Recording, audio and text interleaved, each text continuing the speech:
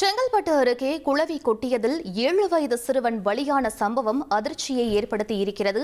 இது பற்றிய மேலும் விவரங்களை எமது செய்தியாளர் நவீன் வழங்க கேட்கலாம்.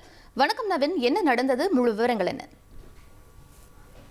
வணக்கம். செங்கல்பட்டு அருகே குளவி கொட்டியதுல 2ஆம் வகுப்பு படித்து வந்த 7 வயது சிறுவன் உயிரிழந்த சம்பவம் பெரும் சோகத்தை செஞ்சிருக்கிறது.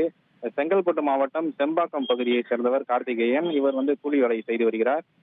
இவரது மகன் அர்த்தனேஷ் அருகில் உள்ள பள்ளியில 2ஆம் வகுப்பு படித்து வருகிறார். இந்நிலையில இவர் தனது வீட்டின் அருகே விளையாடி கொண்டிருந்தார். அப்போது ஒரு வீட்டின் பின்புறம் உள்ள தென்னை மரத்திலிருந்து மட்டை ஒன்று கீழே விழுந்துள்ளது. கீழே விழுந்தவுடன் இந்த மட்டையிலிருந்து விஷக்குருவிகள் வெளியேறி இந்த சிறுவன் உள்ளிட்ட 7 பேர் மீது கொட்டியிருக்கிறது. இதுல காயமடைந்த 7 பேரும் செங்கல்பட்டு அரசு மருத்துவமனையில சிகிச்சைக்காக அனுமதிக்கப்பட்டு அங்கு சிகிச்சை அளிக்கப்பட்டு வந்தது.